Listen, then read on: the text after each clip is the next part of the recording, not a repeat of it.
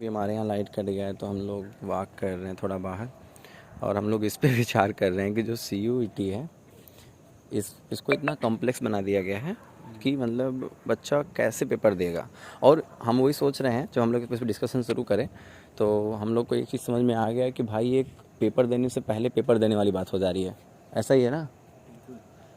तो ये तो हम लोग डिस्कस कर रहे हैं। नहीं, पेपर देने से पहले बच्चा उस पेपर के कॉन्सेप्ट को समझेगा पहले, फिर बाद में सिलेबस पढ़ेगा ना। हाँ, तो ये चीज़ें इतना जटिल हो गई हैं कि क्या बताया जाए।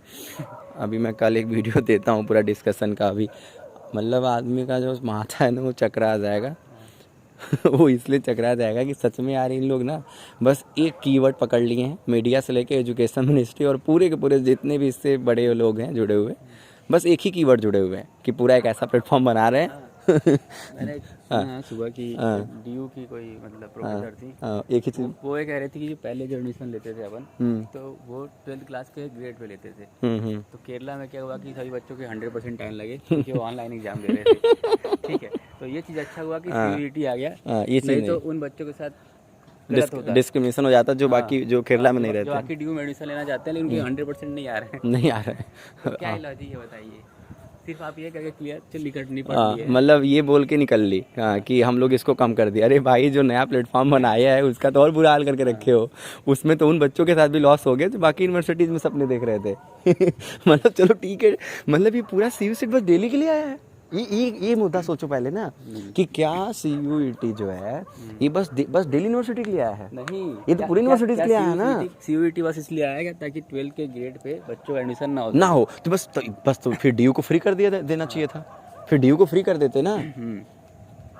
ये देखो, अब यहाँ पे जो कॉम्प्लेक्स फॉर्म है उसको समझते हैं। पहला कॉम्प्लेक्स फॉर्म क्या है कि ये लैंग्वेज पेपर करा रहे हैं, ठीक है। तो लैंग्वेज पेपर में इन्होंने जो 13 ऑप्शंस दिया है नेटिव लैंग्वेज चूज का, रियली ये बहुत अच्छा इनिशिएटिव है। लेकिन जो फिर सेकंड पोर्शन इन्होंने दिया है कि वो लैंग्वेज टेस्ट है या फिर वो लैंग्वेज एज ऑनर्स है, ये भी बहुत बड़ी समस्या है एक ये, ठीक है। फिर हम लोग चलते हैं डोमेन पे। अब कोई मैथ का पढ़ के लड़का चलो ठीक है सेम मार्क्स लाता, एक मार्क कोई भी एक फिक्स मार्क्स लाता है, और कोई हिस्ट्री से भी पढ़ के सेम मार्क्स लाता है। तो अब उसको जाना है, दोनों बच्चों को जाना है सेम जगह पे, हिस्ट्री पढ़ने जाना है किसी भी यूनिवर्सिटी में। तो अब एक बात बताओ, दोनों के समझ लो कि 70 मार्क्स आए हैं, दोनों के 70 मार्क्स हैं, तो यूनिवर्सिटी किसको प्रेफरेंस देगी और क्यों देगी? अगर वो किसी एक बच्चों को एडमिशन नहीं देती है तो यहाँ पे फिर नाइंसाफ़ी होगा। फिर आपने ऐसा प्लेटफॉर्म कैसे क्रिएट करा? अच्छा, इन्होंने तो एक भी पहले क्लियर नहीं करा है कि कौन सी यूनिवर्सिटीज़ जो हैं कि ऐसे कोर्सेज में, मतलब जो बच्चा साइंस स्ट्रीम से आ रहा है उसको आर्ट्स वाले स्ट्रीम में एडमिशन देगी भी कि नहीं देगी, इन्होंने तो अभी नहीं क्लियर किया। ये भी नहीं क्लियर किया है। एप्लीकेशन फॉर्म आने में 2 ही 3 दिन बचे हुए हैं, तो बच्चे पहले सोचेंगे ही नहीं कि मुझे क्या चूज़ करना है क्या नहीं चूज़ करना है, तो फॉर्म कैसे भर पाएंगे वो? बताओ, मतलब यहाँ पे ना रेफरेंस, ना यूनिवर्सिटी के कुछ क्लियरेंस है, ना उनका ब्रोचर आया है 2 दिन, क्योंकि भाई बस फॉर्म भरा लेना बहादुरी नहीं है लास्ट। और यहाँ एक बात और मैं बताना चाहूँगा, इन्होंने जो कंडक्टिंग बॉडी क्लियरफाई करा है वो कौन सा करा है? NTA करा है।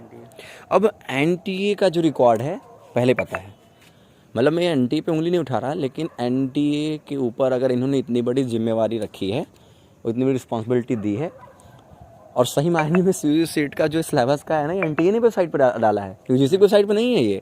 इसका मतलब यहाँ पे पता है क्या हो रहा है? मतलब ट्रांसफर ऑफ रिस्पॉन्सिबिलिटीज। UGC खुद ही कहती है भाई कि आप फर्दर इन्फॉर्मेशन के लिए NTA के पास जाओ। अब देखो, बस यूनिवर्सिटीज़ को बताती हैं कि ये हुआ है और आप लोग अवेयर हो जाइए।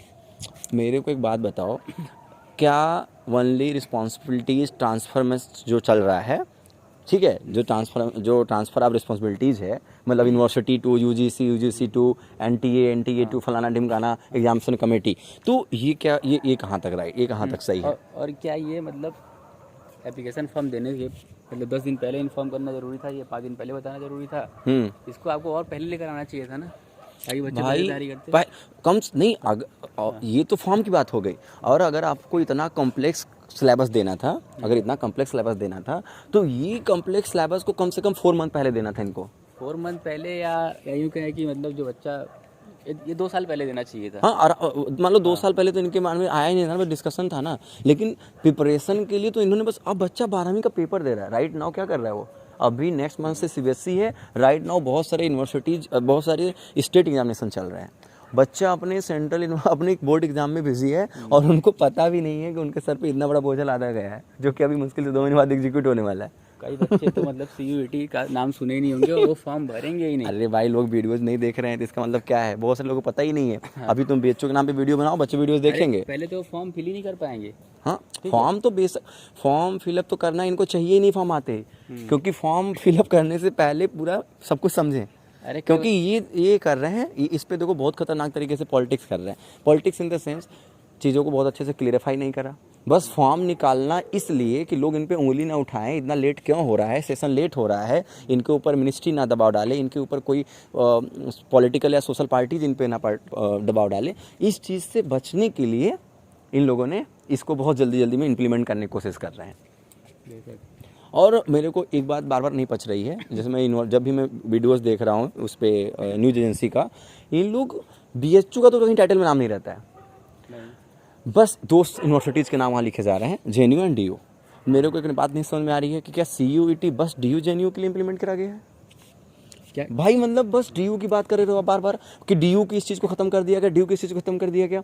अरे भाई, DU को ख़त्म करना था तो UGC अगर एक गाइडलाइन अगर DU को दे देती कि आप मेरिट पर एडमिशन नहीं लोगे तो क्या फॉलो नहीं करती उसको?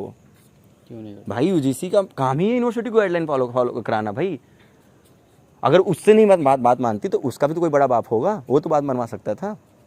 मतलब बस मेरिट वाली बात बोल के बस CUET को लाना, ठीक है। CUET आने से तो 1000 फायदे तो नजर आ रहे हैं, ठीक है, लेकिन जो इसका कॉम्प्लेक्स फॉर्मेशन है, इसको जब तक बहुत अच्छे से क्लियरिफाई नहीं करा जाएगा और बहुत अच्छे से बच्चों तक नहीं पहुंचाया जाएगा, वो भी एज सून एज पॉसिबल, क्योंकि जितनी अभी का जो सिनेरियो है ना, वो बहुत ज़्यादा कॉम्प्लेक्स है। और जब हम लोग को इतना डिस्कशन करना पड़ा है, लास्ट 3 डेज से हम लोग इस पर डिस्कस कर रहे हैं और अभी तक हम लोग निष्कर्ष पे नहीं निकल पा रहे हैं, निकाल पा रहे हैं, तो ऐसे में भाई एक कॉमन बॉय जो कि क्लास 10+2 का फ्रेशर बच्चा है, वो क्या समझेगा इस चीज़ को?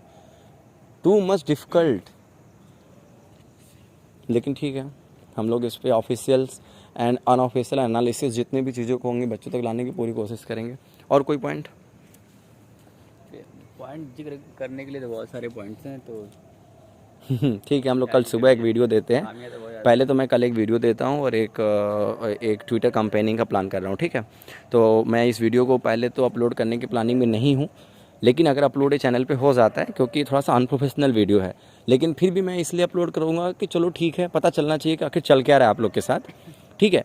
तो अनप्रोफेशनल है, लेकिन फिर भी मैं इसको अपलोड अगर मैंने कर देता हूँ तो आप लोग इसको चाप के शेयर करना, ठीक है।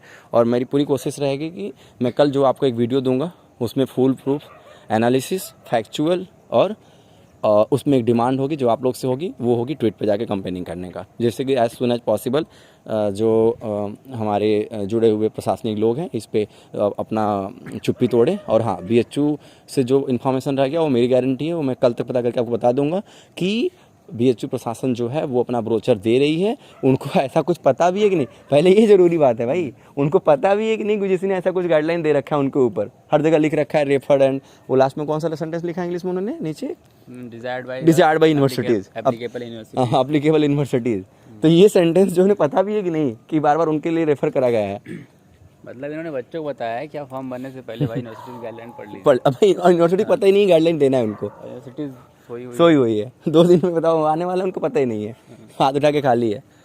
चलो भैया ठीक है, कल हम देते हैं वीडियो। ओके, मुस्कुराना बिल्कुल ना भूलें, चैनल को सब्सक्राइब करें। अब क्यों सब्सक्राइब करें उसको सुन लो, रात का समय हम भी आपको सुना देते हैं, क्योंकि हम लोग आपको देते हैं एनालिसिस, क्योंकि हम आपको देते हैं ऑफिशियल वीडियोस, क्योंकि हम आपको देते हैं इन्फॉर्मेशन, क्योंकि हम आपको पढ़ाते हैं, चूँकि हम आपकी तैयारी कराते हैं, चूँकि हम आपका सिलेक्शन कराते हैं।